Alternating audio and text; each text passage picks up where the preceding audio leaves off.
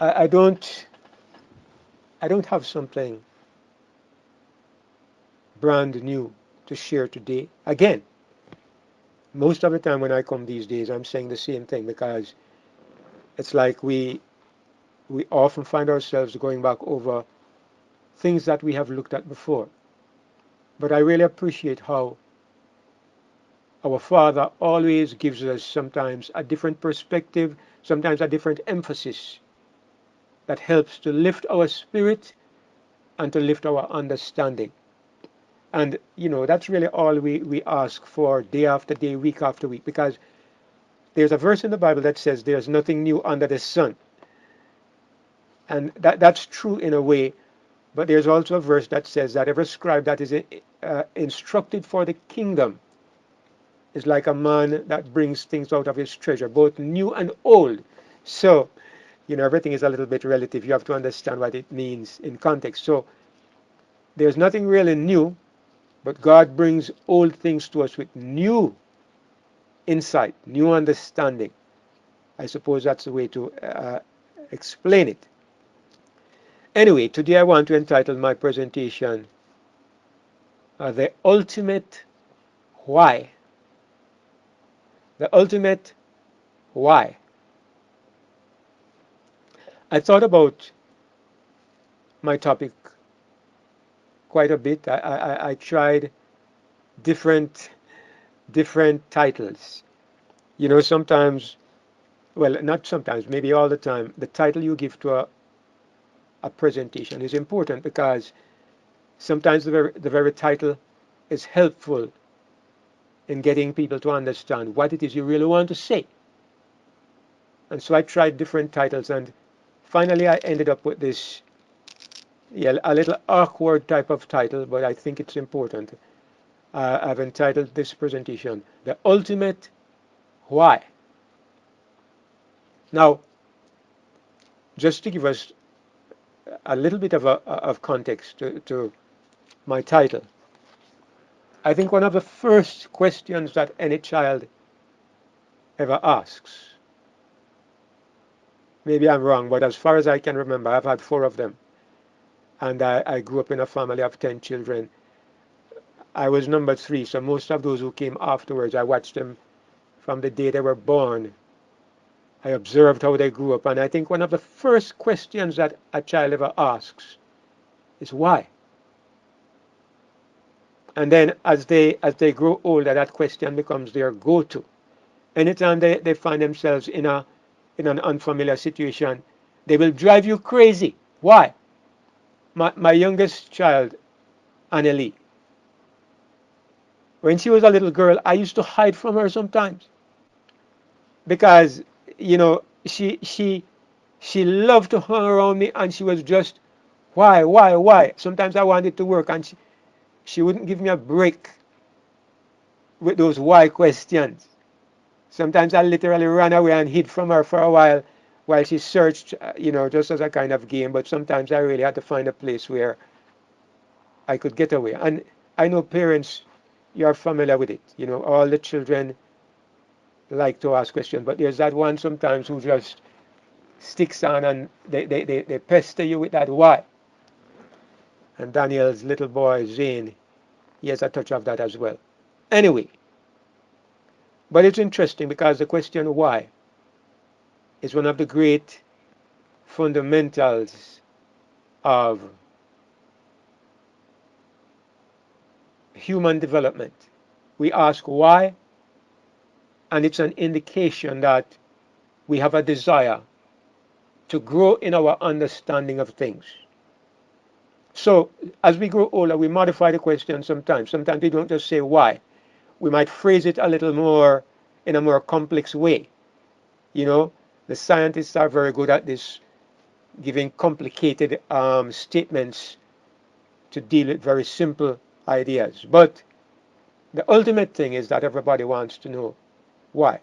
Yeah, and sometimes we add on to it, we say what and who and where and when, but ultimately, why is the basic thing. Today I want to look at what I consider to be the ultimate why. the greatest why of all. And I believe, having considered this for a few days, I'm concluding that this why is the only why that really matters.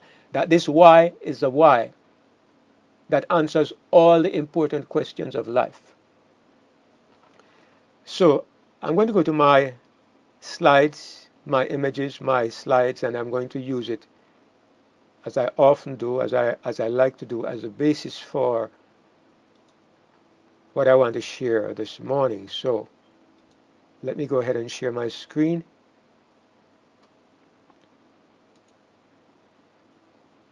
And I want to start off with asking a few hard questions. All right, I'm going to start with some hard questions.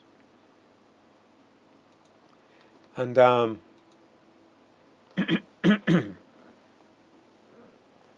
going to ask these hard questions because these are questions that we encounter all the time. There are so many people today who they like to take pot shots at God. It's very popular in the world today to attack God. It's very popular to blame God for everything, as we have examined over and over. We live in a world where atheism and godlessness and cynicism about God have become the default position for many people. And so I want to ask some of these hard questions as an introduction to what I want to share. Let me start with the most basic one. All of us can answer this question. Does God really know all things, including the future? Now, I could have said that as a statement.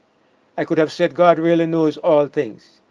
But I asked the question because as a teacher for much of my life, I found out that when you ask questions, people think about what you're saying some more. So even though this is a truism, it's an accepted truth by every religious person, or almost every religious person. I think the Jehovah's Witnesses, they say that God is able to know the future, but he didn't know Adam and Eve would sin because he didn't look to see. And they think that God has to I beg your pardon. They think that God has to kind of look in his crystal ball, as it were. Then he would see, but he didn't know Adam and Eve would sin because he didn't look. But we don't believe foreknowledge, God's foreknowledge is like that. We don't believe that foreknowledge is something that God has to turn on. We believe that God's foreknowledge is an aspect of his identity so that he cannot help knowing. Because if to stop knowing, he has to stop being God. So God is omniscient. He sees all things. He knows all things, not because he tries, but just because he is God. So the question to this, of course, is yes, God knows all things, including the future.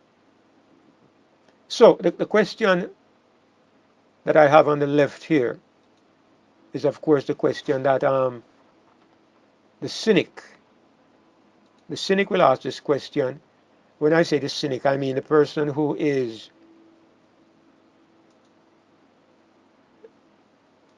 not into God. He questions and he feels he's sarcastic about God and he's sarcastic about religious things. So he will ask the question, why then did God create Lucifer? Why did God create Satan? They will say, but we believe that it was Lucifer. Why create Lucifer? Knowing, this is the main point, knowing the terrible damage he would eventually do. Why? If you can see all things, why do you create a person who will eventually become Satan? This is one of the hard questions that Christians face sometimes. And A lot of the time, Christians don't know what to say. They kind of approach it like how some people approach the Trinity. They say, well, God, there are some things that only God knows the answer to, but we trust Him anyway. And it's good if you have that attitude. But for somebody like me who was always asking why, I was a why person.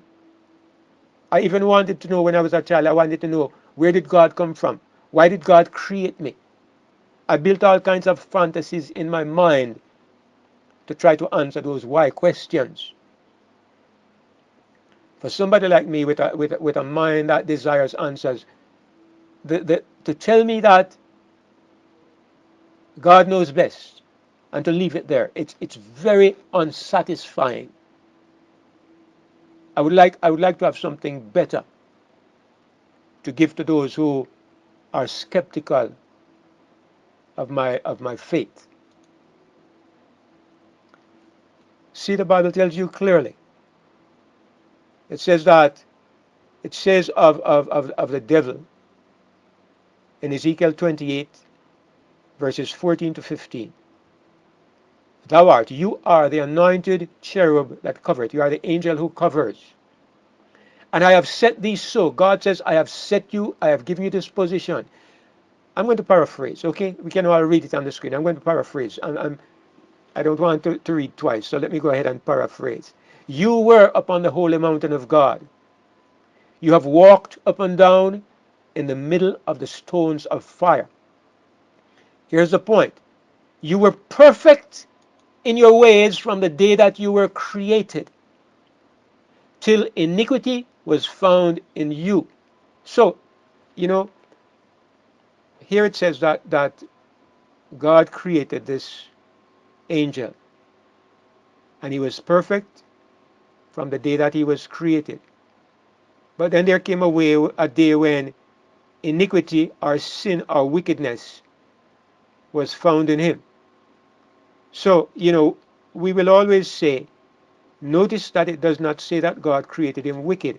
God created him perfect, but then iniquity was found in him. Somehow, some way, sin or iniquity arose inside of this person. But the question still arises. Didn't God know that it was going to happen? We say God created him perfect. But didn't God know that that perfection was going to turn to corruption? Didn't God know that at some point in time, by some twist of circumstance, because everything was good, in this good place, something evil happened inside of Lucifer? Didn't God know it would happen? And so the question is, why didn't you just avoid all of this? Why didn't you just avoid creating that particular angel? Why didn't you make somebody else in his place? Or there are other alternatives too. This is one of the questions that, if you ever have discussions with skeptical people, it's one of those that is almost certain to arise. They will tell you God could have done better. They will tell you that God could have avoided what we see today. And so they question God's character. Another question. Why put the tree in the garden, knowing that man would eventually eat of it? Didn't God know that Eve would take the fruit? Okay, yes, God put Eve in the garden. God put them in the garden. But why put a tree? Why put a tree in the middle of the garden where they were sure to encounter the tree, where they were sure to see the tree? As a matter of fact, not only that, why put any tree there at all? Why not just put them in a garden without a tree and leave it there? This morning while I was exploring my thoughts about this, I saw a little story It's not exactly relevant to what I am sharing, but it's interesting and it has a bit to do with it. So I'm going to share this story with you. You know, this lady told about a game that she and her family enjoyed playing, some computer game. In this game, they were on a raft in the middle of the ocean. They were sailing around on this ocean, and there was a shark in the water. The shark kept trying to attack their raft and trying to bite off bits of it and try to damage the raft, and they had to keep on repairing the raft, and they had to find ways to kill the shark. It wasn't too hard to kill the shark, but they had to keep on doing it again and again. The shark would come back, attack their raft, endanger them. They had to find ways to deal with the shark. After a while, they got tired of the shark, and they decided they wanted a game without the shark. And so they restarted the game, and they went back to another level where there was no shark. And so they were in this game, and for the first couple of days it was really happy. There was no shark. By the third day, they were horrified. You know what? They spent the whole game just sailing around on the ocean with nothing to do. There was nothing to do but sail on the ocean. They lost all interest in the game. They realized that the shark was the game. The whole game revolved around the fact that there was this enemy that they are trying to overcome. So they quickly went back to the game with this annoying shark in the game. And as I said, it's not directly related to what I want to share today, but there is something there to think about. That in this planet, in this situation that we find ourselves in today, the shark is good. Because without the opposition, God said to Adam and Eve that from now on the ground will bring forth thorns and thistles. The ground is cursed for your sake. From that moment that sin entered the garden, from that moment, their fight to survive, their struggle against circumstances was one of the things that would make living meaningful. It was one of the things that would give them a reason to keep on struggling and fighting and living. In this world, you stop fighting, you die. It's one of the things that I notice quite often. One of the reasons why I plan to never retire. I noticed that as soon as my friends who stayed in the teaching profession, they're at the age of retirement now. They retire, or Jamaicans who go to America or England to make their fortune. When they get to about 70 or 75, they retire from their jobs. They buy a big house, they build a big house in Jamaica, and they return home. You know what happens? For a high percentage of them, the year that they come back is the year that they die. They come back home and they die because they don't have anything else to live for. I mean, it's not true of everybody, but I've seen so many of them. I see so many people, they retire from their jobs. They say, time to relax now, put up my feet. And they just die. Because they stop fighting, they don't have a reason to keep going. And one of the things I give God thanks for every day is that as I grow older, my desire and my intention to fight more battles and win more battles and to ascend new heights, to learn more things, to do more things, it has not diminished in the slightest degree. I praise God for it. Because I know that when you stop, when the shark disappears from the water, you don't have a reason to exist anymore. Anyway, as I said, it's a little bit beside the point in terms of what I have to share today. But the question is there. God put the tree there. Did it have to be there? God put, it's almost like God put a snare in their, put a trap in their pot. It's like God put a trap in their pot. In the middle of paradise, he put something there, knowing what would happen. That's one of the hard questions. The whole sequence is there. Genesis 3, 6 to 8. The woman saw that the tree was good for food, pleasant to the eye. She took the fruit, she ate it. The husband and the wife, they both came to realize that they were naked, and they hid from God. They hid from the presence of God among the trees of the garden. We know the rest of the story, all right? I don't even think this captures what happened with Adam and Eve. Tears, a few tears, I don't think anything could describe.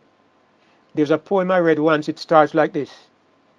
There is no sorrow like the sorrow I felt since I left Eden.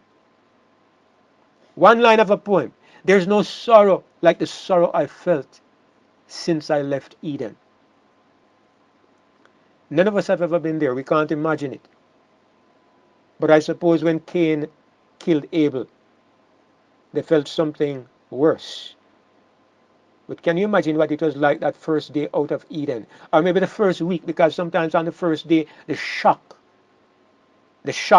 prevents you from really understanding what has really happened. 1 week later, they no longer seek God every day. They now are finding that they have to struggle to survive. Can you imagine? Why did God allow this to happen? Why? And the question is always there. Couldn't you have done it a little differently? Couldn't you have done a better job? The skeptic will say. Why create a universe in which pain, suffering, and death are possible? And this goes back to the most basic question. Why create a universe? Not just Adam and Eve now. Not just Lucifer. Because the way the universe is designed, you might ask the question, could not God have designed it some other way? When you think of the fact that God is God, the power of our God and our Father, there are many possibilities. God could have designed a universe where fire does not burn, and where water is not wet, and where we don't breathe air, and where we don't eat food. He could have designed it in a billion different ways because he is God. He could have designed a universe where evil was never visible or never present. He could have done it. Why create a universe where these things are possible? So this is maybe the question that a lot of people who are skeptics and atheists, these are the questions they love to ask. You encounter this. People drown, your property destroyed, your life wiped out by fire, tornado, everything a wreck. You're already poor and you are driven to poverty. You meet upon on scenes like this in a planet where people, living, sensible, intelligent, feeling people are brought down to this. Not just adults, but babies. And I'm sorry if this shocks your sensibilities. I'm sorry. I don't mean to do this, but this is the reality of life. This is what some people live with every day. We might live in manicured places and well fed tables, well stocked tables. But this is the reality of people's lives. And how can we understand that God created a universe in which such things are possible? Those are the hard questions.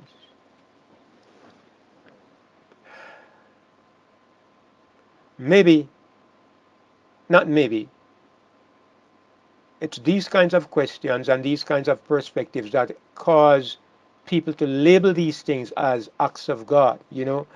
Um, Even the insurance company will say that, they will pay They will pay for certain kinds of they'll pay for certain kinds of disasters, certain things they consider to be acts of God.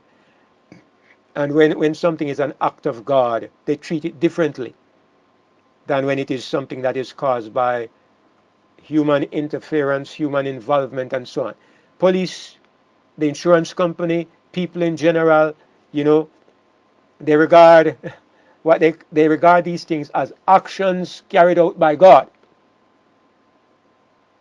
And so, not only among skeptics, atheists, unbelievers, but people in general, they tend to even attribute anything that is negative, anything that is destructive to God, and they actually label it officially in the dictionary as an act of God, something that God perpetrates, something that God carries out.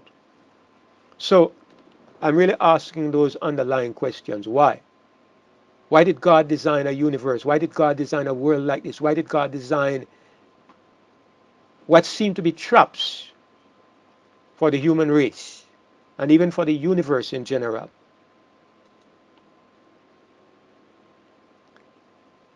Why did God bother to create us? You know, and so let me ask this question as well. If you were in the place of God and you knew that if you created human beings, they were going to experience what we just looked at: fear, torture. And we didn't even look at 100th part of the suffering that goes on in the world. You knew that all these things were the certain result. You knew because you know the future. You know that little babies are going to suffer starvation. They're going to suffer all kinds of perverse actions. Some of the things that we have seen, I won't even mention some of them here because they are too horrific to repeat. You have seen things that people do to people. You have seen things, there are so many times when the stories come out of children who are burned to death in fires. Torture, rape, looting, brutality, all kinds of things. In addition to the activities of nature, fires, tornadoes, hurricanes, vast destruction. Wouldn't it be easier to just create nothing?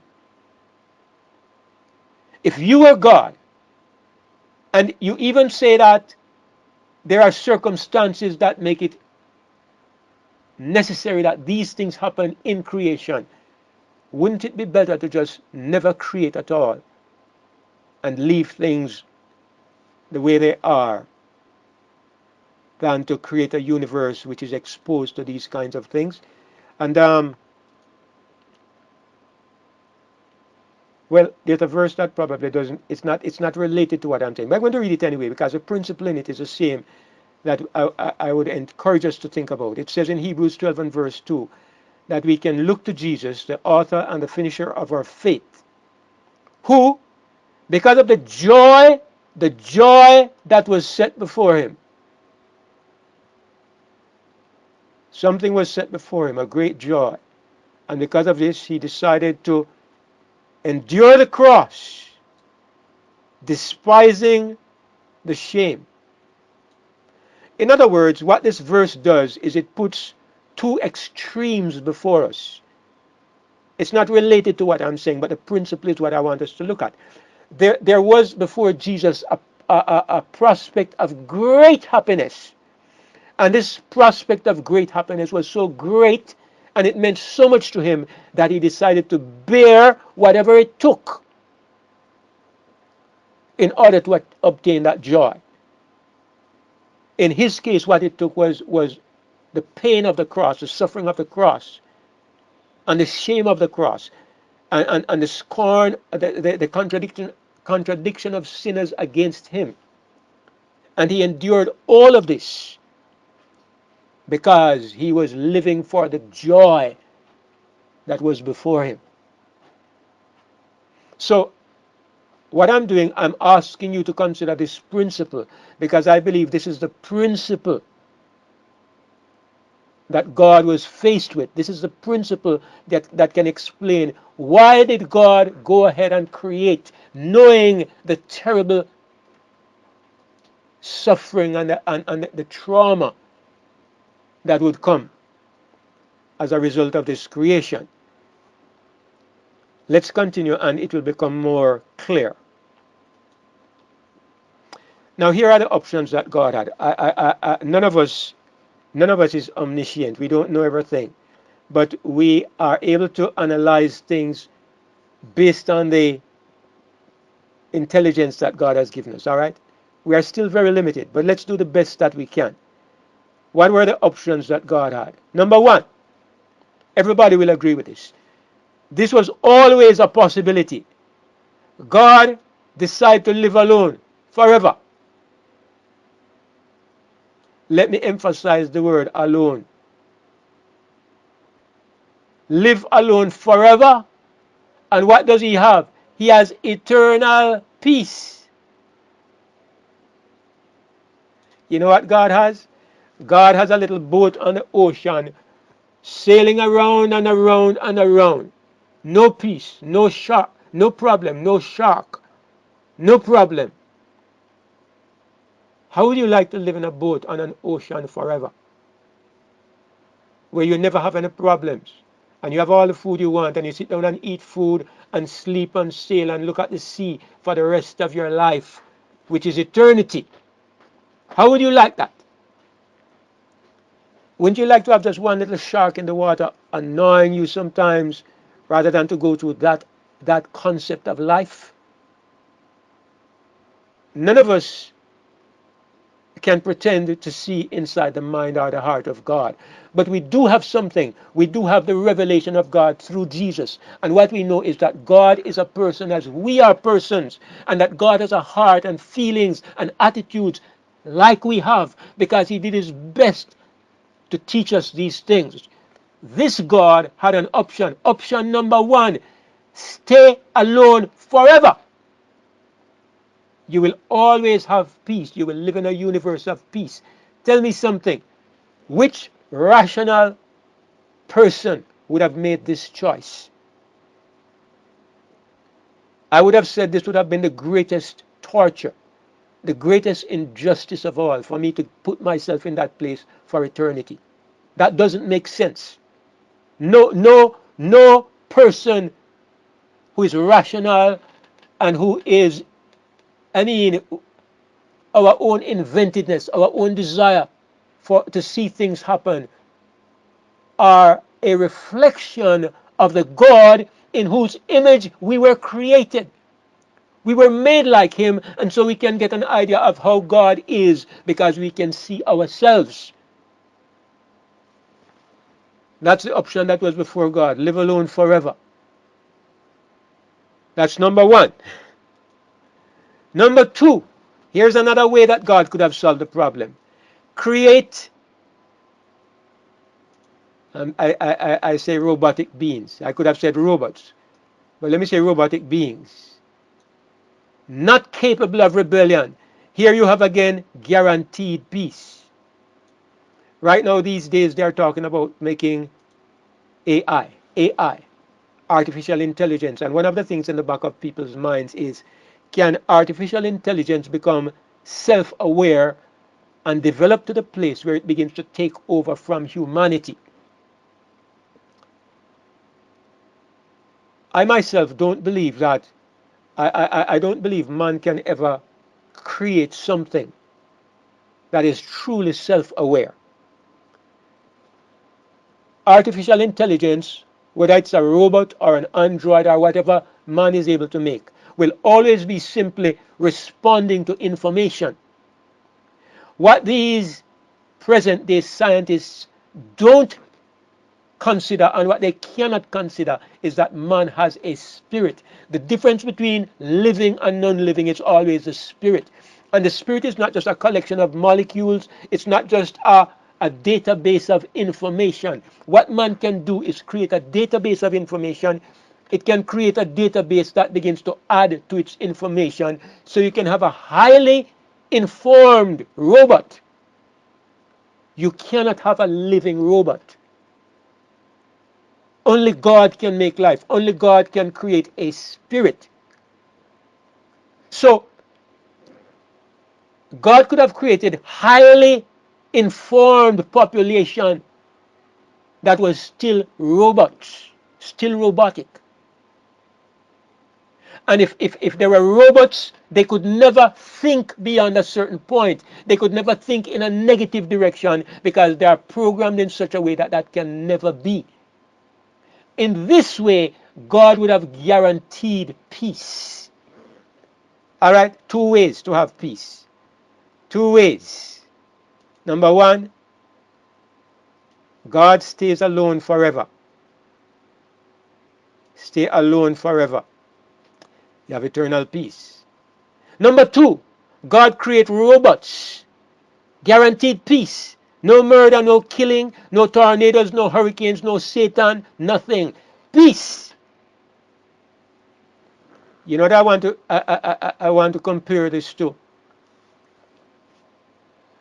All of you know that they are now contemplating. They are now contemplating making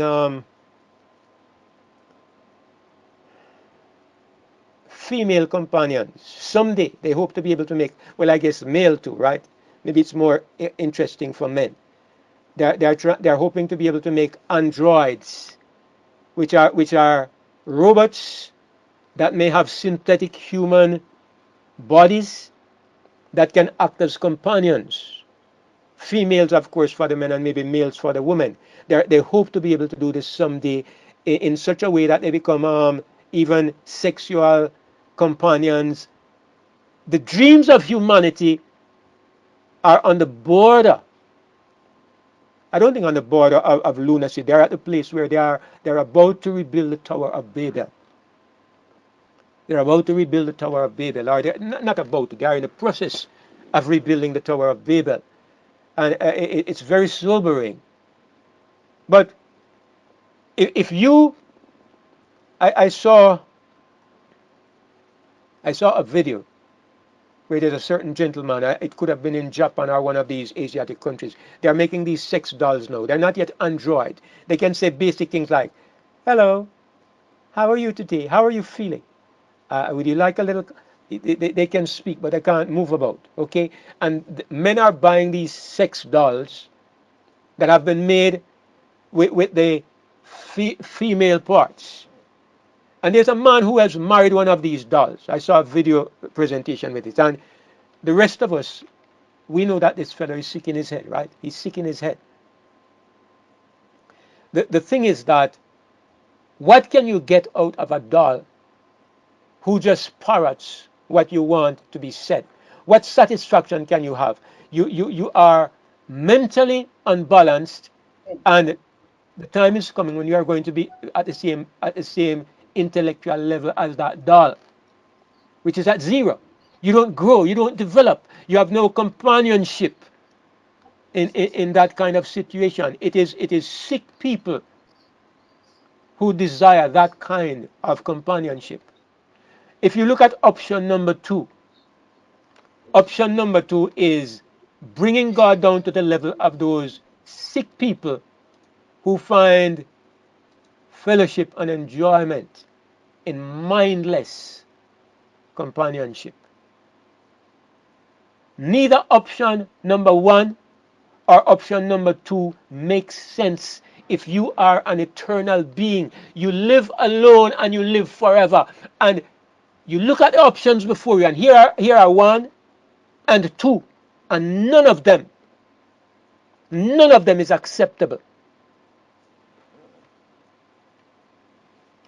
I'm hoping that we can examine this in such a detailed way today that you will never have any doubt in your mind that this is how it had to be. God had only one option rationally. There was only one option for God that we can see clearly, because I know that we understand these things basically, but the more we delve into them, the stronger our faith and our conviction in what our God is and what he's doing. The more committed, the greater our commitment to his cause and to what he's doing. As we understand better, we ourselves are more committed, if you see what I'm saying.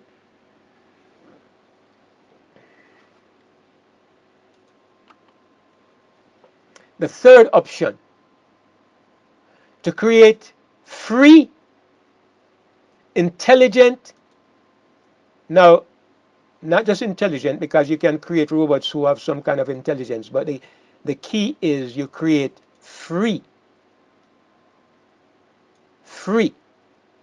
for joyful relationships. I'm going to highlight the word relationships here. But with freedom, when you talk about freedom, the possibility of rebellion arises. You never create freedom without the possibility of rebellion. This is why in some countries, freedom is very carefully monitored. They restrict your freedom, and even, I suppose, in every country, all right? Even in America, which is labeled the land of the free and the home of the brave or whatever. They limit your freedom. Right now, they are taking away the freedom to bear weapons without restriction. There are certain things that they don't give you unconditional freedom because they're afraid of the possibility of rebellion. If God made true freedom, freedom to think, freedom of mind, freedom of will, then God has to face something. What God has to face is that he's creating the possibility. It now becomes possible. It now becomes possible for rebellion to take place. 1, 2, or 3. Which one does God choose? And if you can think of any other option that is before God, you can share it with me. I see these 3. Stay alone and be at peace forever. Create robots and you again have peace forever, but no meaningful relationship. Number 3, create freedom, truly free. And then you have the danger. Now, it doesn't just end there. Let me go on to a fourth element in this.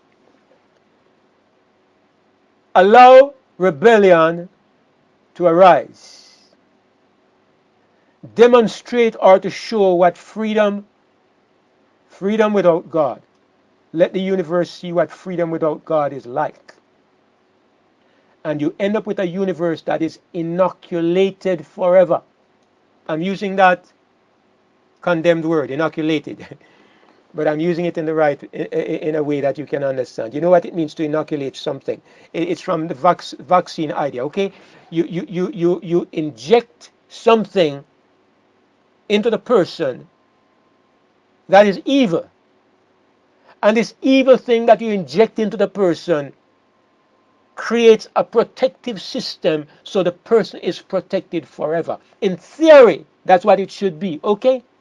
We know that there's a lot of deception and error mixed up there, but the idea behind inoculation, you take a little bit of evil. You take a little bit of evil and you inject it into the entity that you want to protect. Not enough to destroy the entity, but enough to cause a little damage. But in the process now, it builds a defense system, and that defense now protects it forever. So this is the option that God had before him and that God chose. Option number 3 with 4 being the way to deal with it. Let number 3 arise and deal with it by number 4. Number 3, create free, intelligent creatures and allow rebellion to arise if it comes along. Let it come, and when it comes, let it play out. Let the universe feel it. Let the universe experience that rebellion. Let the universe see what it is like. What is freedom without God like? My goodness, when they see the murders, the babies dying, the disease, the death, the horror of it. When they see Cain killing Abel, and then the disasters that follow, the horror of it. When it is over, nobody will even want to hear the word rebellion anymore.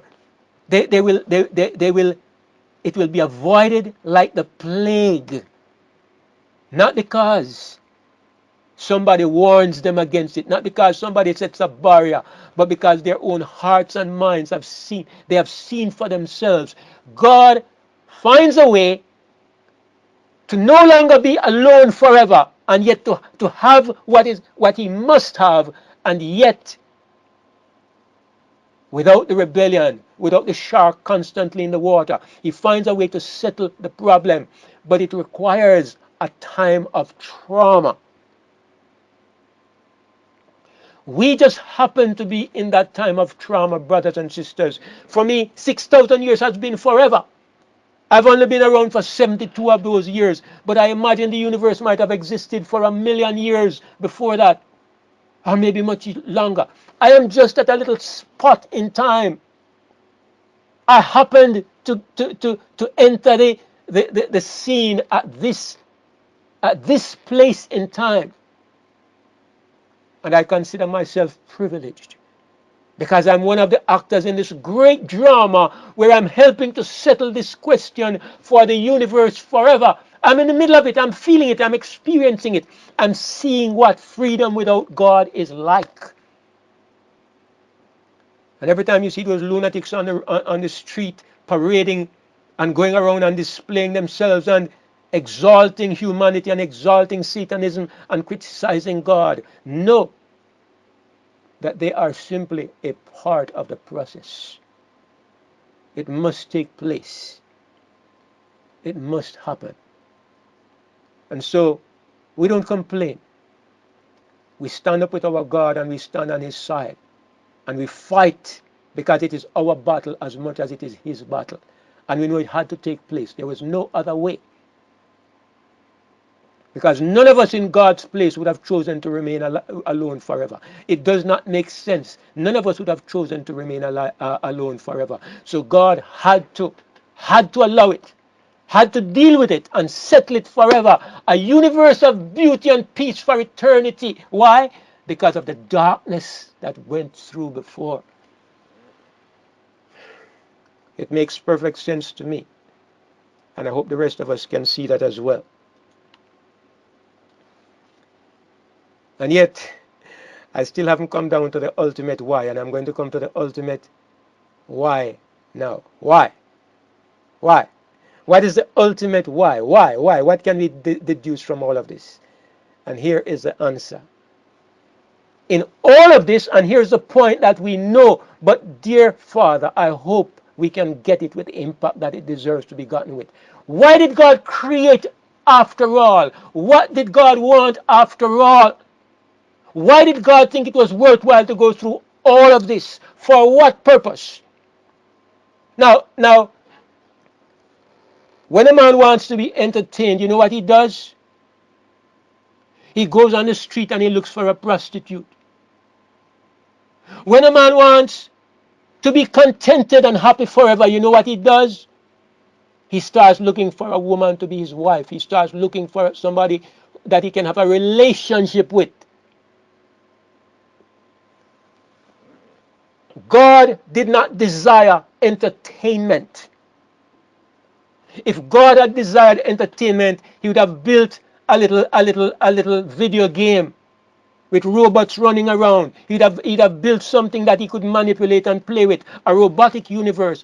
God desired relationship. The only reason why free will is necessary is because of relationship. One of the reasons why your wife means more than a prostitute, do you know why?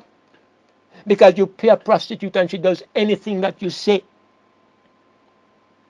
She doesn't stand up to you and say no. She doesn't refuse you. She doesn't reject you. It doesn't matter if you're in a bad mood or a good mood. She does what you get entertainment. You get no relationship. You get no true peace, satisfaction, contentment. When you want that, you go to somebody who can tell you no. You go to somebody who will say, I don't agree with you. You go to somebody who will give you trouble. You go to somebody who will make you tear your hair sometimes. But it's what you want, because you want relationship. You want somebody who is your counterpart. You don't want a robot. You want a person to have a relationship with. Brothers and sisters, when you look at the ultimate why of the universe, the why of the universe was that God desired relationship.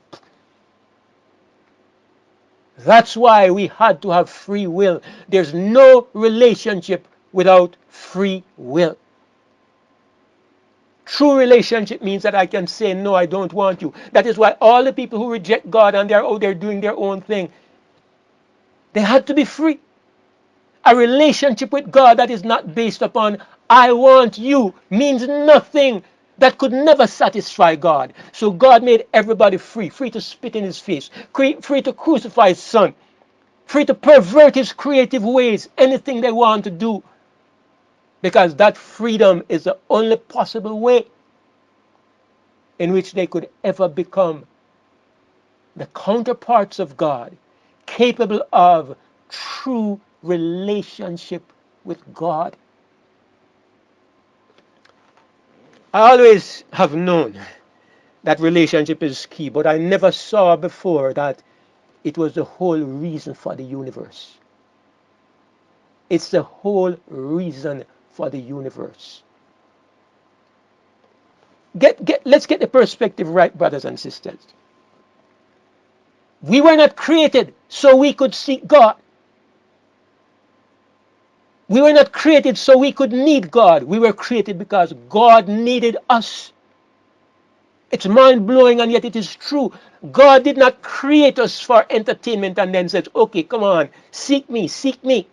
Like religion and the world has it all mixed up. They say like God is sitting at the center and he says, seek me, I am everything. No, he created us because he wanted us. I even I even become so barefaced as to say God needed us. God needed us. God made us to fulfill a desire of his heart. So many things become easier to understand when I think of this. Let me not get ahead of myself. Let me go a little further. The foundation reason behind creation is relationship. It's the answer to the greatest why of all. Relationship. Relationship. God wanted somebody whose hand he could hold. Somebody who could follow him around and say, why? And he never had to run and hide at all. This is what God wanted. Did God want anything else? Did he want anything else? Think about it a moment and ask yourself the question. The little creature that God created, the little thing he made out of dust, what could that creature give to God? What could you give to God? What did he want? Your money? Your worship, your adoration, so he could sit down and you say, you are so great. Is that what he wanted? All God Almighty wanted was the privilege to hold the hand of somebody who could say, I will take your hand because I want to be with you. Somebody with free will and a mind to think who could say, even if I'm a little baby child, let me hold on to your finger because I want to hold your finger.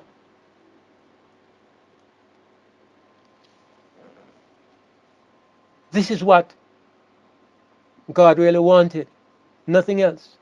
And it made me understand so much better about the misconceptions about the law. Like God says, I created you so you could be obedient. I created you so you could follow 10 rules. Nonsense! I created you to be my friend and my counterpart. The 10 rules and all of that came in along the way as a part of the process of rebuilding the relationship, finding the way back to the relationship. But it was always, ever from the beginning until the end, it was just about relationship. Praise God. Absolutely, praise God. We were not created for performance. We were created for relationship. Whoever thought, whoever thought that the great God Almighty was lonely and that is why he decided to create you and me? Whoever thought we were created to satisfy the loneliness of God? I know the thought might come into some minds, maybe not the minds of anybody here, but some people might think, you're presumptuous. How could God want you? And yet when you look at creation and you think about things carefully, the question is, how could it be otherwise? What other explanation could there be? This is the beginning and the end of all that the universe means. That everything is about relationship. We were made for him. The reformers who wrote the Westminster Confession, they wrote the words, we are made for him, and our hearts are restless till our souls find rest in him. Okay, I didn't write it out exactly as it is, but something like that. The conclusion: in fellowship with God, I have arrived at the end of my journey. Some time ago, I think I did a presentation entitled, The Journey is the Destination. Absolutely. When you have entered on this journey of walking with God in Jesus, you have arrived at the end of the road. The mistake many Christians make is that they believe that once you become a Christian, you begin the journey. No! You have reached the end of the road. There's nothing greater you are going to find than Christ. And when you have found Christ and your fellowship with Christ, you have arrived at the end of the journey. So somebody will say, David, you are suggesting that it is not necessary for a Christian to grow. And I would say, don't miss the point. The growth of a Christian is not a part of the journey back to where we belong. The growth of a Christian is a part of the journey that you want to glorify your Father. You want to be in his business. You want to do something for him. The journey for me personally is over when I've come to Jesus and I have a relationship with him. That is where God wanted me from the beginning. That is why God created me. I was created for a relationship, not for performance. I was not created so I could be a good worker. I was not created so I could be an obedient model. I was created for God's friendship.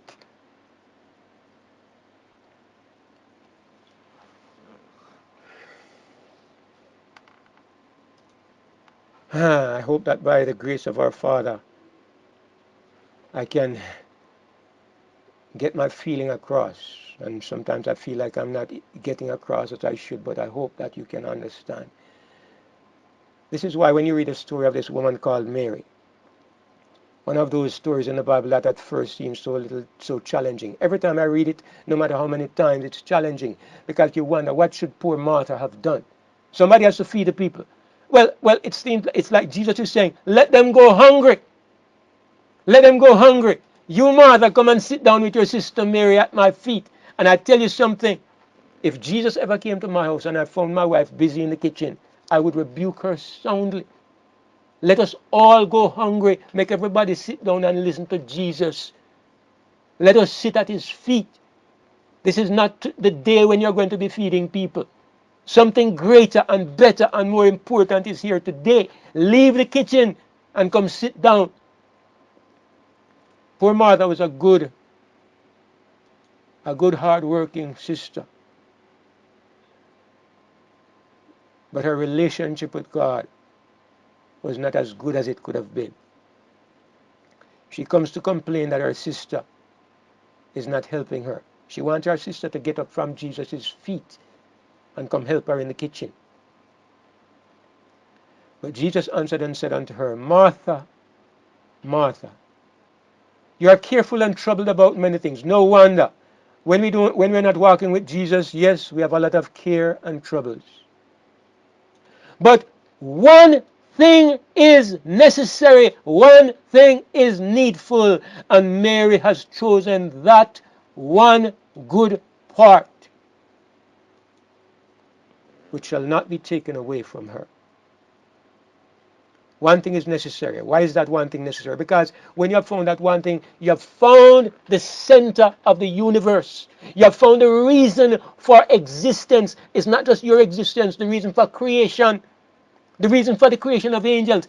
Everything was created because God desired relationship. So when you have found that relationship with God, you have found that one needful thing, that one good part. You have reached the end of the journey.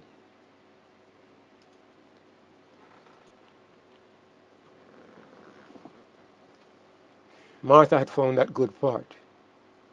And that is why when you come to this picture, okay, this isn't exactly, maybe the picture I should have had here is the one with the woman taken in adultery. This one will do also because it says that this woman was a sinner. It says that she was a notable sinner in the city. But when you consider the woman taken in adultery, she's at the feet of Jesus. Look here. Let me say something to you, brothers and sisters. When somebody has been committing adultery, or they have been a thief, like Zacchaeus, or any one of these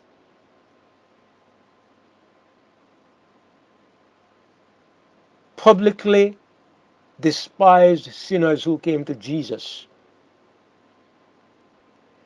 when they came to Jesus and they washed his feet with their tears, or they touched the hem of his garment, or they did something and came into relationship with him, what was missing from God's original purpose for that person's life? Let me ask you the question. God's original purpose for that person's life, what was that purpose? Not performance, but relationship. Now that the woman has come into relationship with Jesus, what about her bad performance of the past? Does that matter? It was never about performance. A woman who has had 5 husbands, she can have a relationship with God because relationship is the target. And when you get into that relationship, God will say, let me take care of your witness. Let me take care of what you are showing to the world. I will take care of that. All I want, all I ever wanted, all I ever desired was relationship with you. Oh my goodness, brothers and sisters, that's why no matter how much of a dog you have been, no matter how you have been in the gutter, no matter how terrible your life has been, you come to him and you say, Father, I want to be your friend. And it's over. It is done. It is over. God says, I wrap my arms around you and nothing else matters. And the person who doesn't understand says, yes, now clean up yourself and God will accept you more fully. And they will tell you what you need to do and this and that. And they bring in all kinds of things when you have already found the pearl of great price. God be praised. Jesus. Jesus, Brother David. Jesus. Hallelujah. Amen. Yes, indeed. Amen. I think we have covered some of what I have to say. Let me just go through quickly. I wasn't created so God could have somebody to want him. I was created because God wanted me. The need was on God's part. Because I didn't even exist to need God. I didn't even exist. God created me because he needed somebody. After I was created, then he made me in such a way that when I'm in my balanced mind, in my right senses, then I want him. I need him.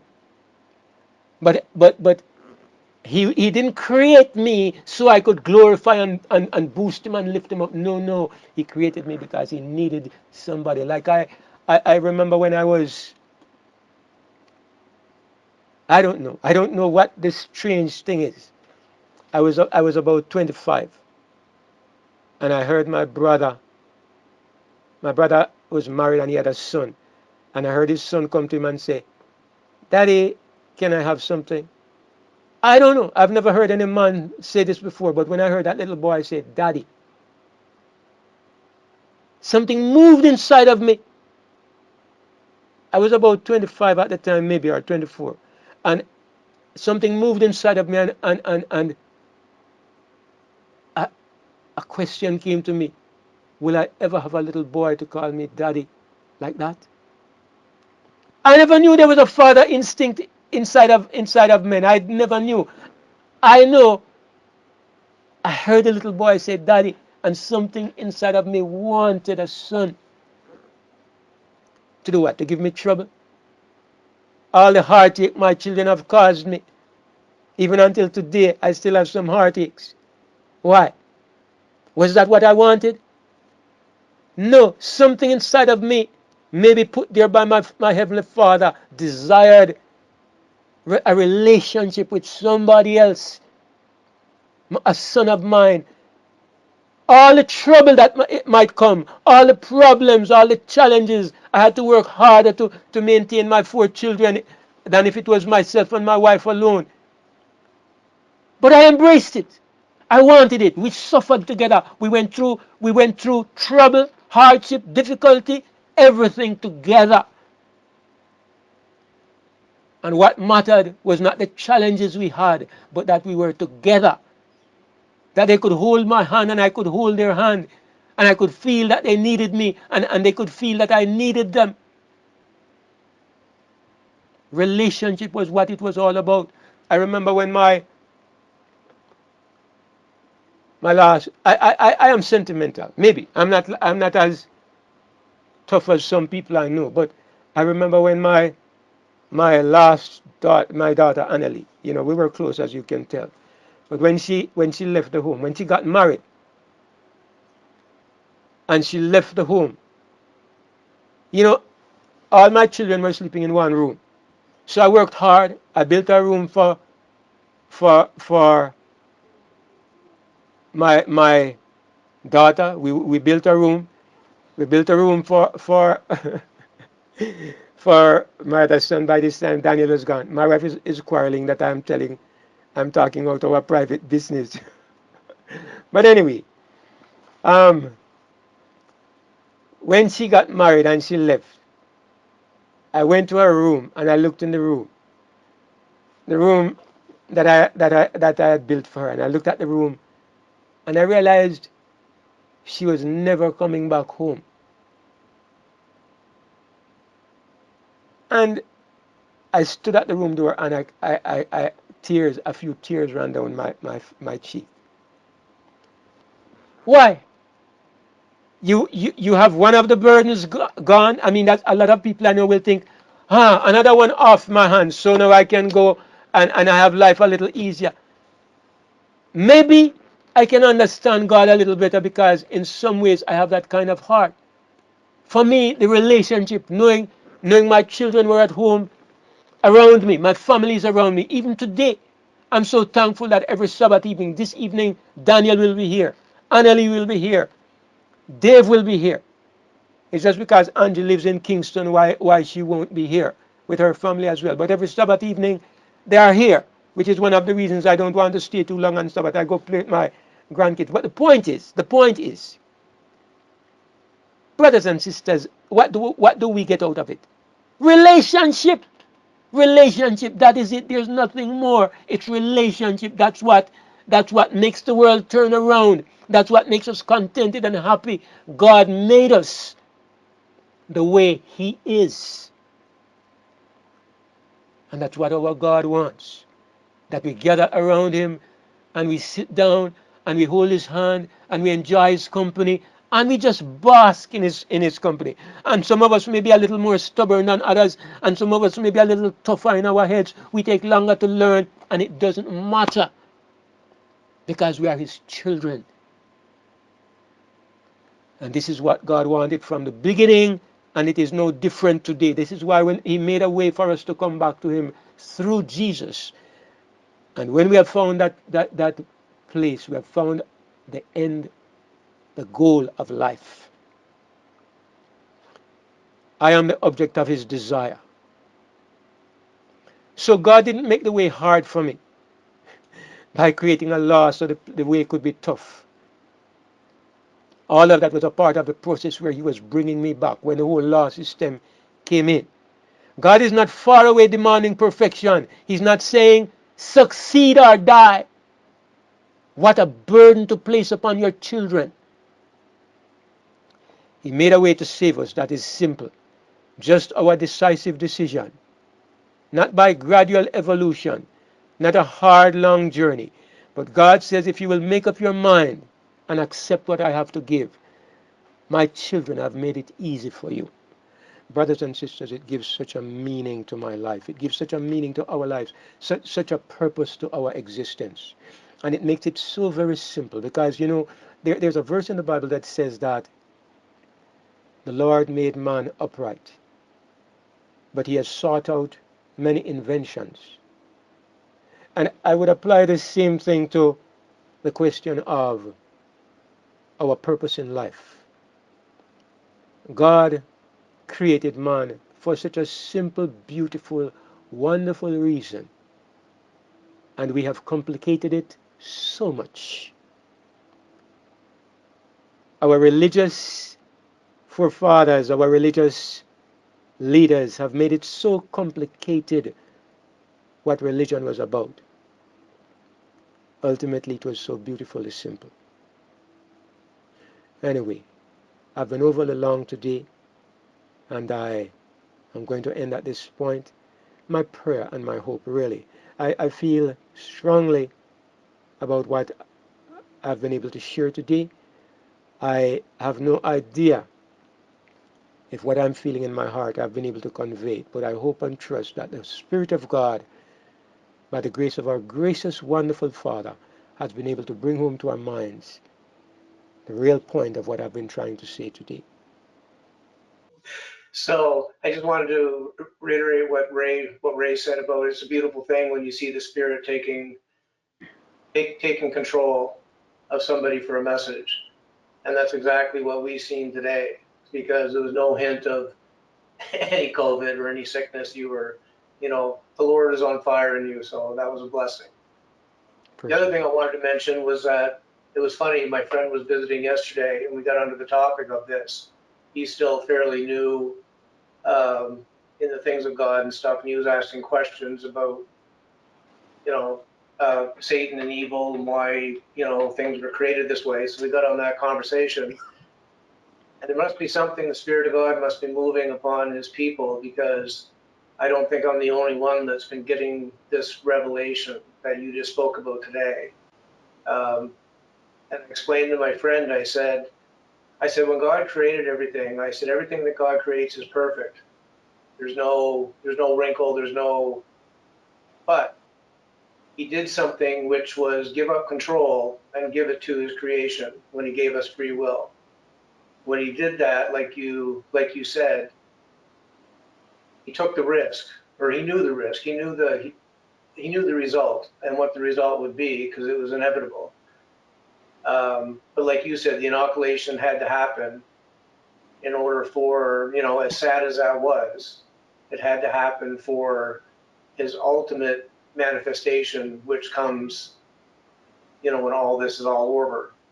But yeah, I just think that it's so beautiful when, you hear a message or a part of a message, and that same message is coming to you and others. And that just, to me, we talk about the experience of God and knowing God and how we know he's real. And when you experience God in this way, it's undeniable, right? You'd be the biggest fool in the world to be a part of this and to dismiss it. So anyway, thank you, brother. That was a beautiful message. To God be the glory. Praise the Lord, my brother. Sister Talia, I think, and then I think I see Brother Joel, but Sister Talia first, then Brother Ray. Um, I'm in a conundrum, and I'm that person just as yourself that is a Y daughter. And so I was under the impression, and please correct me if I misunderstood, having learned that I thought I know the Lord would have relationships because he created other unfallen worlds, and of course he had angels about him and elders and the likes. So when you shared that, I was under the impression that this whole world was came to be because of a controversy. And I know you will answer and probably say, and forgive me for assuming, that yes, you're right. But so why? What is the but? Okay. Sure, Sister Talia. I'm going to answer you a little differently, maybe than you anticipate. I think in my presentations, I try to stick very strictly to what I can see in the Bible. I'm not discounting other things, but it's a principle that I try to embrace. So when I look at the Bible, I don't really see any suggestion that God made man for any reason other than for his pleasure. If you look at Revelation 4 and verse 11, it says, "You have created all things, and Yes. for your pleasure they are and were created. They exist and they were created for your pleasure." So I think if we say that man was created as a tool, Mhm. this devalues us. It makes us instruments that were designed just to carry out a purpose, and we have no value in ourselves. It's like those parents who say, I'm going to have some children that when I'm in my old age, I have somebody to take care of me. Then those parents are, I find that attitude distasteful. You know, you have children because you desire the fellowship. And I believe that there's nowhere in the Bible that suggests that God made us for any reason other than we were made for himself. So I think we were a part of the overall process of creation. And God was creating worlds, he was creating intelligent beings, and we were a part of that process. I think it's like you happen to be in that 6,000 year span of the history of sin. And I just happen to be on the planet that fell to Lucifer. Somebody has to be somewhere at some point in time. I just happen to be the Christian who's living in the last generation. I could have lived in the time of Moses, Elijah, but somebody has to be at that point in time. And so I believe I was born on that world. I was born at that point in time. I was born in that period of sin. We all just happen to be at this point in time. And so, you know, I know that people have suggested that we were created for the purpose of settling the great controversy. But it's a concept that I reject, because what it does is it puts me in the place of simply being a tool. And I don't believe that is what we mean to God. I believe we have value. He created us for himself. So that's how I would respond to that, Sister Talia. I appreciate that. I'm taking it from a different perspective now. So I needed to hear that. Thank you. You're welcome, my sister. So I have Brother Joel, then I have Brother Ray, and I see Sister Esther afterwards. Not the point I wish to raise originally, David, when I raised my hand, but just in support of the position that you're making. I think there's a place where we can satisfy the sister's concern, because it did cross my mind as well. But I thought that your presentation was so beautiful and there was so much truth in it that I decided that I would not have raised it as an issue. Seeing that she has raised it, though, I would say that I can't disagree, because whereas we might not see the controversy, particularly as it is written in Ellen White's writings and how we have understood it in Adventism, we have an understanding that the angels were made before men. It wasn't as if there was no created being and then God created man because he was lonely. There's a created being, Lucifer, in which sin is an issue. And we do all believe, and I know you teach, that part of God's resolution of the issue of sin, as it was found in Lucifer and the angels that fell, is through a relationship with man. So there's a place for understanding that in God omniscience, because he knew, I believe, before creating the very angels themselves, the issues that would arise. And so the relationship with man as the means of vindicating his name before his created universe is not a secondary theme as you're appealing for, David. It's at the very center of all of God's creation, this desire for relationship with his beings. So I think there's a place to satisfy both things, a recognition that it's not that God created man for relationship because there was no other created beings, because there were the angels there, but with the understanding that man was not a secondary thought in his creation, but at the very center of the plan in terms of everything he would do, what would arise, and how he would fix the issue. So I like your theme and your understanding still. I still think it works, but I don't think the sister's point is a wasted point. What I wanted to say myself, though, David, is that as you were talking, my heart burned within me because I thought of Second Thessalonians chapter 1, verse 4 and 5, where what you are saying about the shark and this issue of sin as a means by which God shows forth his grace and his love by the issues that we're dealing with can be most beautifully understood. I'm not sure if you're aware of the verse, but it says this, and I'll end quickly. It says, who opposes and exalts himself, sorry about that. It says quickly, therefore we ourselves speak proudly of you among the churches of God for your perseverance in faith in the midst of all your persecution and afflictions which you endure. This is the plain indication of God's righteousness, so that you will be considered worthy of the kingdom of God for which you have been suffering.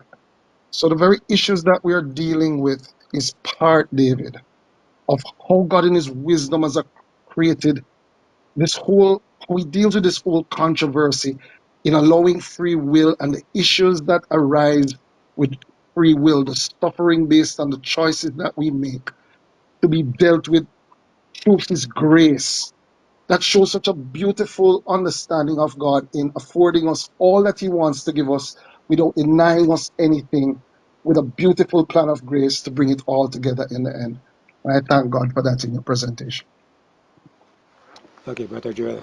Thanks. Let me just respond quickly to, or just add quickly to what you said. As you were speaking, an example came to my mind. I am happy that for the past couple of years, my son Daniel has been involved with me in the ministry. I should say that that is something I've always wanted from the day that he was a little boy.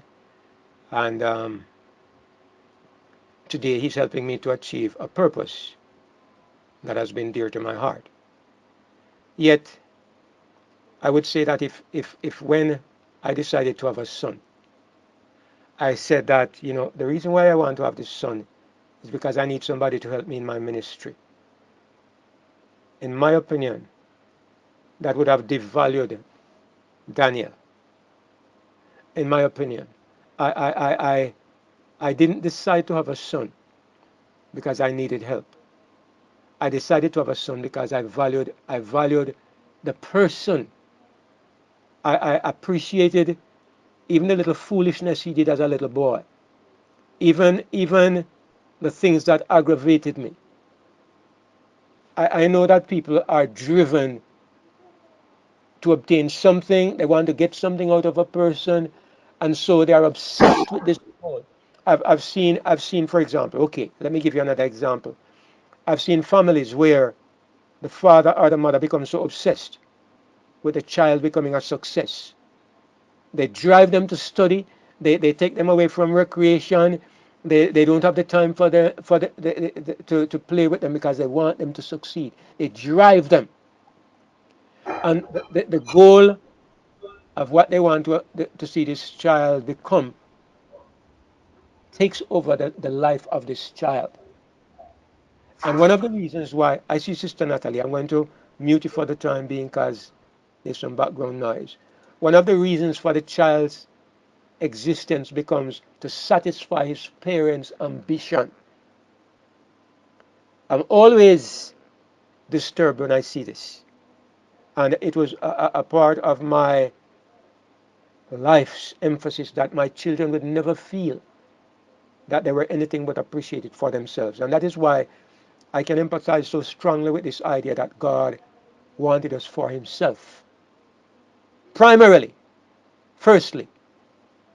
And yes, now Daniel is an adult. He's helping me in the ministry, and I appreciate that as a great secondary benefit, which I know is what you're saying.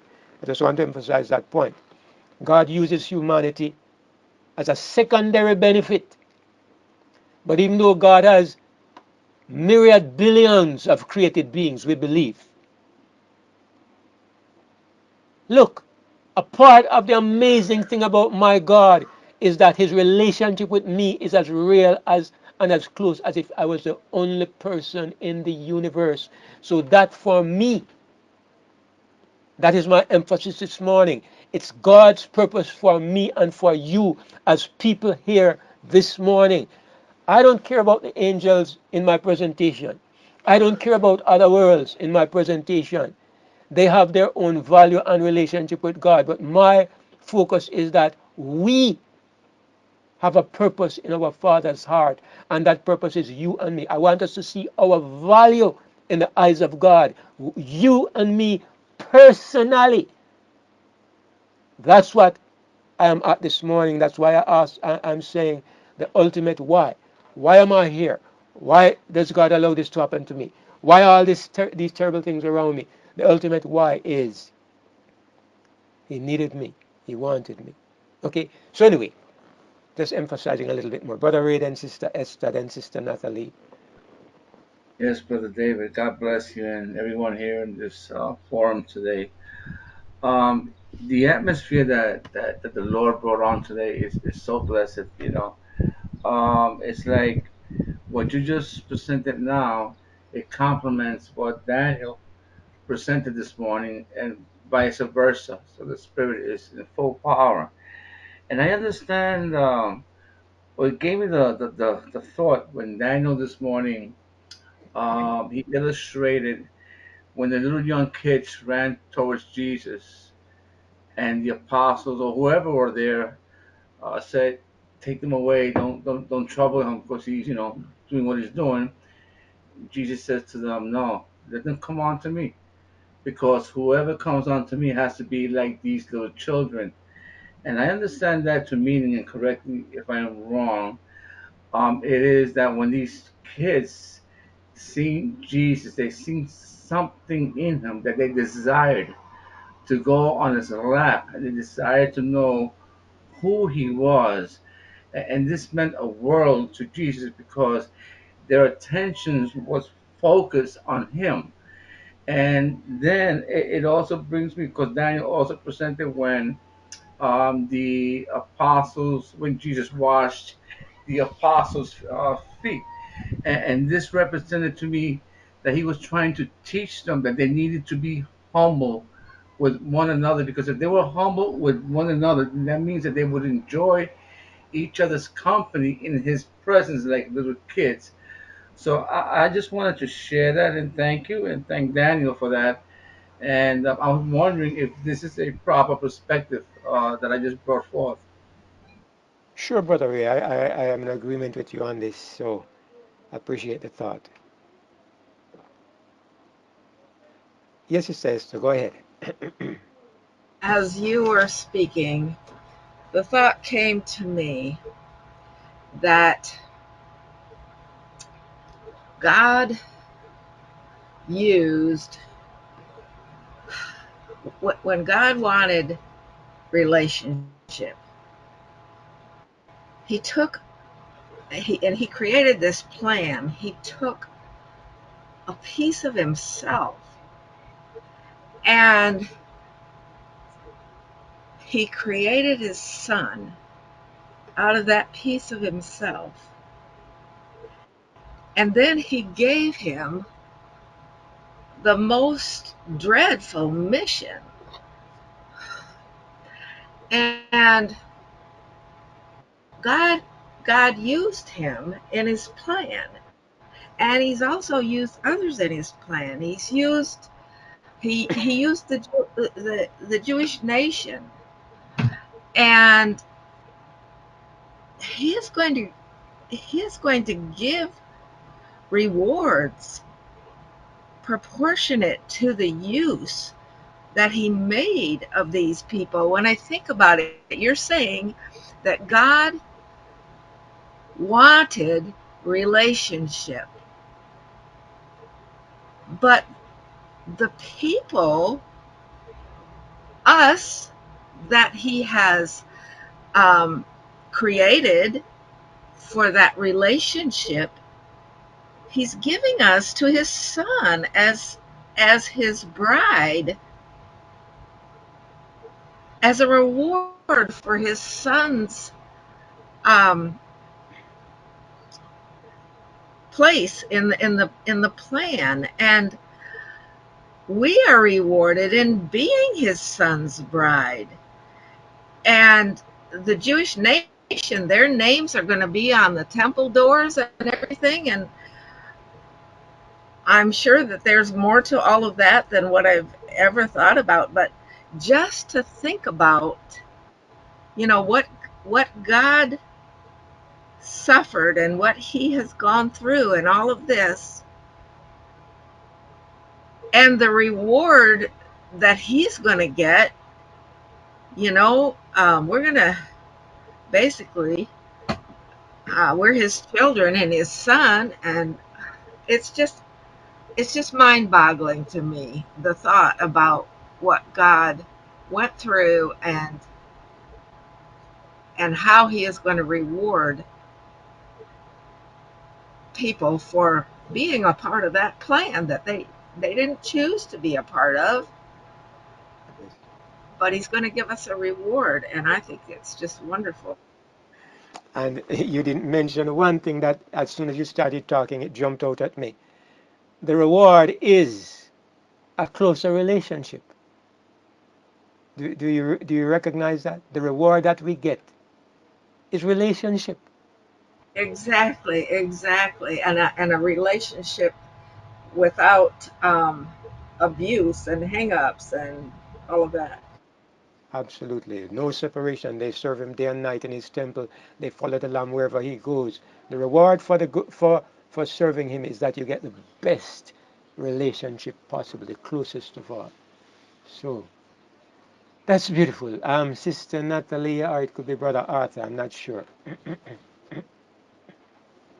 Then Brother Ian. Yeah, Brother David, Yes, Brother Arthur. let me tell you what I see through my eyes. In all of God's creation, He created angels, He created seraphims. They were, let's call it family, but He had a more closer family, biological family, and that was between Himself and His Son, and He enjoyed that relationship. Call that a little mini setting, all right? Now, when God having seen and enjoyed that relationship between himself and his son, I think God looked and said how wonderful it would be for to see a more magnanimous race in the similar vein to have that relationship with him, as well as to replicate what this other relationship that he has with his son, because angels cannot procreate. In all of God's creation, is only man that has had this. We were made, the scripture said, in his image, in his likeness, and to bring forth offspring and enjoy the blessing that comes with this daddy, father. You know what I'm saying? just to have that endearment. I know angels have a good relationship with him, but the relationship that he enjoyed with his son, I think he just wanted to replicate that in a more magnanimous way. And so when he created man, it was for his pleasure and for a greater expansive relationship with himself, and to see that little miniature setting be expanded in a huge way. Okay. All right. Thank you, Brother Arthur. And yeah, that's something to consider as well. Certainly, the relationship between man and God has elements in it that are different than what he had with the angels. So, yeah, I appreciate that further addition. Brother Ian, go ahead. Brother Arthur touched on a little of what I wanted to ask.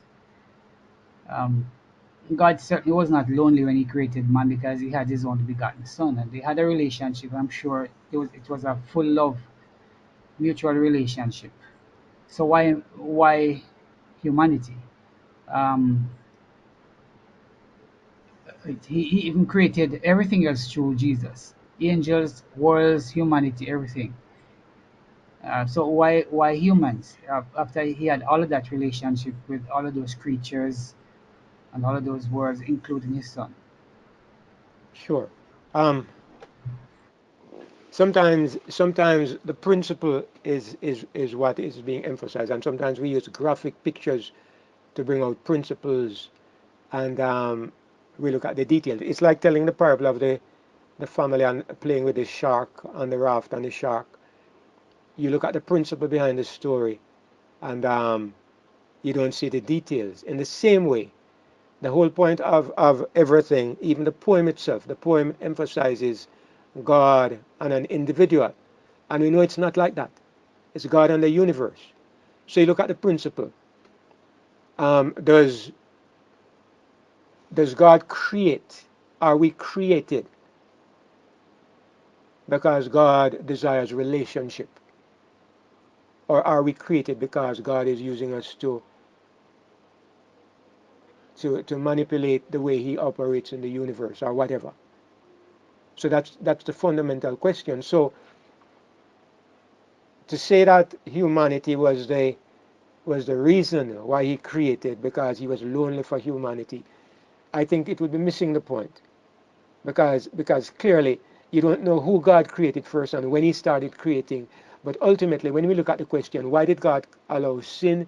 Why did God create with the potential of evil? The whole story comes together when you understand that God created because he desired relationships. Because if it wasn't about relationships, God could have remained alone forever. So once we accept that God is not playing a game of manipulate the puppet, it's not a game of manipulate the puppets. Once you understand about free will, then the principle now applies generally to everything. I came on the scene late. Humanity came on the scene late. You came on the scene late. But does it mean that God's purpose for us was not relationship? So that's the point. My whole aim in doing this presentation is that I want each person who is in the room to feel the value of what you mean to God. And that's the point of the presentation. So there are many questions that can arise when we start digging into details and asking further sub-questions, but does it change the main point? So when I leave the presentation, I feel I am of great value to the God of the universe. What he wants with me more than anything else. And you can understand why when you look at the Bible. Look at Jesus and the woman, for example. Mary has chosen that better part. What does he say? Mary was just one person out of billions of people on the planet. And yet he's saying that for me, this person coming to sit down with me is more than everybody else in the room. And that is what God wants to say to each one of us. And that's really the whole point of what I tried to say this morning. All right. T is that Brother Tony? Yeah, I just want to clarify something. Um, Maybe it was something a slip up, but Sister Esther mentioned that God created Jesus. Right. I think that was maybe a slip up of Yeah, the but Tony. because people will listen to this and they will say, you know, we think God created Jesus, but Jesus was not created. He was begotten and he did the creating. So I just want to clarify that.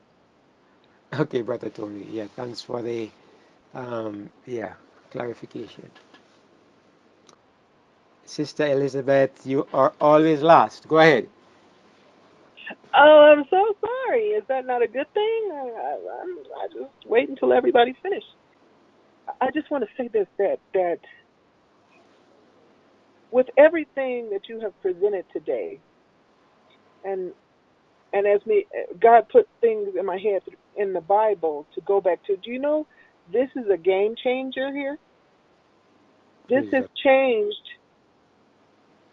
what has happened to me, and I just want to um, say that for all the people who have gotten this message and has taken it to heart and understand, because I was taught that God didn't need me.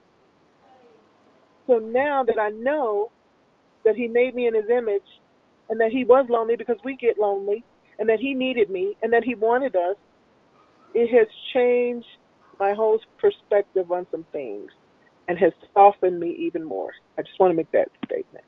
Hallelujah. Praise the Lord, my sister. I'm so glad it helped to make a difference. All right. Thank you for the last word. God bless you and see you later.